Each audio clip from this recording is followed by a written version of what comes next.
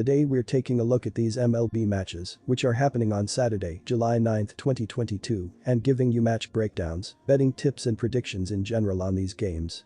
Welcome back to High Stakes, let's get straight into it. Also, don't forget to subscribe to get notified as soon as we release these sport prediction videos, and if you would like more betting tips and predictions, then check out our Patreon in the link down below.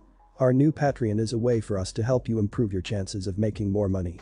Multiple plans are available for each and every one of you. You can get 30 extra betting picks all the way up to 360 extra betting picks per month.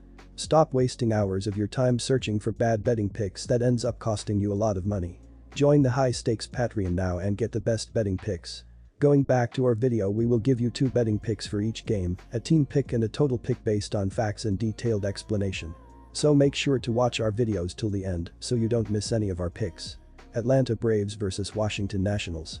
Our team pick is Washington Nationals for the win, and here is why.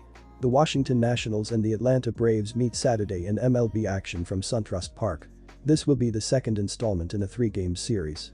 In the Friday opener, the Braves secured a blowout victory. Check back all season long for free MLB picks at Sports Chat Place. Washington played the Phillies this week and didn't have much luck with just 1 win in 3 games. On Friday versus the Braves, the Nats gave up 8 runs in the first 4 innings, on the way to a 12-2 loss. Starter Eric Fed put up 3.0 innings with 8 earned, 8 hits and 3 walks. Over on the Braves side, they took 3 of 4 games from the Cardinals in their series this week. On Friday versus the Nationals, Atlanta scored 5 runs in the second inning and 4 more in the 8th in the victory. Charlie Morton went 7.0 frames in the start with 2 earned on 4 hits and 3 walks. For the starter job in the Saturday game, the Braves will send out Kyle Wright. Over 16 starts so far, Wright is 9.4 with a 2.91 ERA. In 96.0 innings he has 31 earned on 78 hits and 31 walks with 98 Ks. I'm going to take a stab on the Nationals in this one. Corbin has pitched well over his last 2 starts, combining for 15.0 innings, 2 earned, 13 hits and 3 walks. As for Wright, he's got a couple of good outings under his belt as well, with 1 earned on 6 hits and 4 walks in 11.0 total innings. I like both guys to pitch well in this one and keep things close initially. Should be a fun matchup.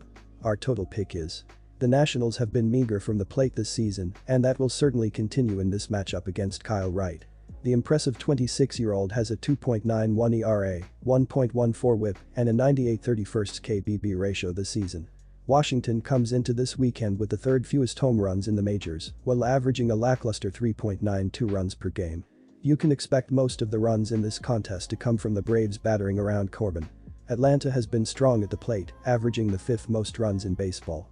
I anticipate a 6-1 or 5-2 type of game with Wright dominating for much of the afternoon. The total number has gone under in 6 straight games overall for Atlanta. Arizona Diamondbacks vs Colorado Rockies. Our team pick is Arizona Diamondbacks for the win. And here is why. Colorado snapped a 3-game losing skid as they took down Arizona in the opening game of this 4-game set Thursday night. The Rockies entered Friday in the basement of the NL West race, 17.5 games behind the Dodgers for the top spot in the division race. On Thursday night, Colorado got 2 hits each from Jose Iglesias, run, and Randal Grichuk, run, RBI, to lead the attack offensively. Grichuk hit an RBI double in the 9th inning that broke a 3-3 tie and sent the Rockies to victory. Austin Gomber didn't factor in the decision as he threw 5 innings, allowing 3 runs on 6 hits with 1 walk and 5 strikeouts. Carlos Estevez, 2-4, earned the win as he threw a scoreless 8th, allowing 1 hit with 1 walk and 1 strikeout. Daniel Bard worked the 9th, walking 1, to earn his 17th save of the year. Arizona battled but ultimately fell short in the opening game of this series for their 4th defeat in the last 6 games. The Diamondbacks entered Friday 4th in the NL West, 16.5 games behind the Dodgers for the top spot in the division. On Thursday, Christian Walker, run, and Carson Kelly, run, 3 RBI, each had 2 hits to lead the way for the Diamondbacks at the plate. Kelly hit his 3rd homer of the season for Arizona in a losing effort.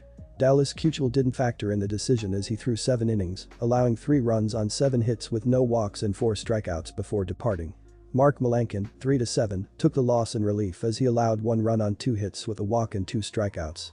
This one hinges on a couple of key factors. Colorado entered Friday with a total of 116 runs in 39 road games, compared to their 254 runs in 44 home games this season. The other prong of this equation comes down to pitching. Freeland has struggled all year and hasn't had a ton of success against Arizona in his career. Bumgarner is coming off one of his better starts of the season in a win over the Giants. He's pitched well against the Rockies over the years, and the lack of offensive production dooms the Rockies. Give the edge to the Diamondbacks in this one. Our total pick is over 9. And here is why. The Rockies are averaging 4.46 runs per game and 2.95 runs per game on the road. They averaged 6.67 runs per game in their last 3 games against the Diamondbacks.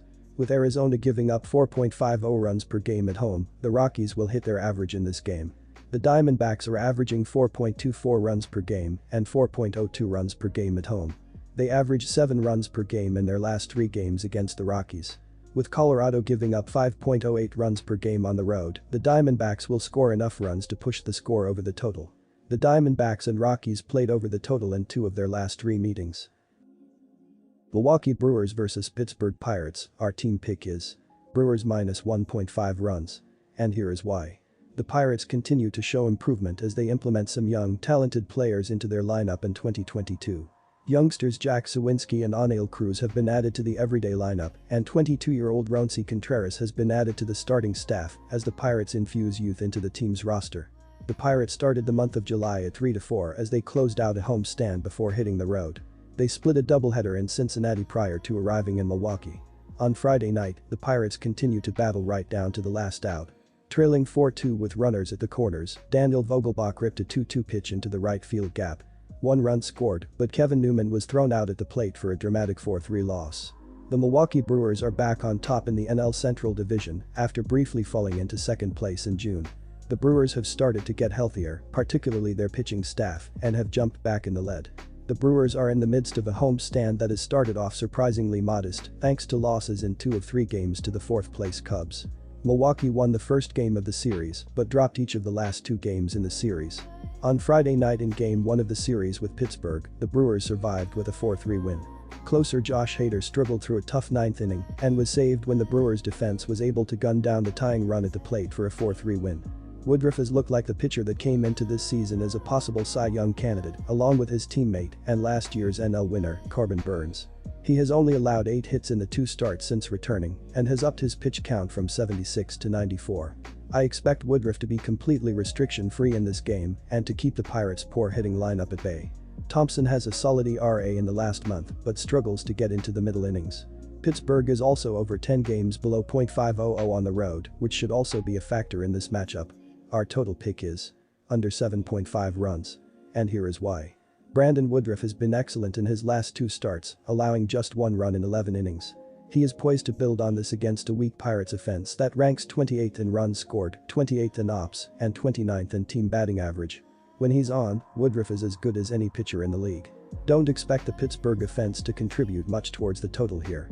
Milwaukee has a top 10 scoring offense, but they rely on the long ball with a 22nd ranked team batting average, leaving them prone to colder stretches. The under is 4-1 in the Brewers' last 5 games and 5-1 in the Pirates' last 6 games. Expect to see a lower scoring game here.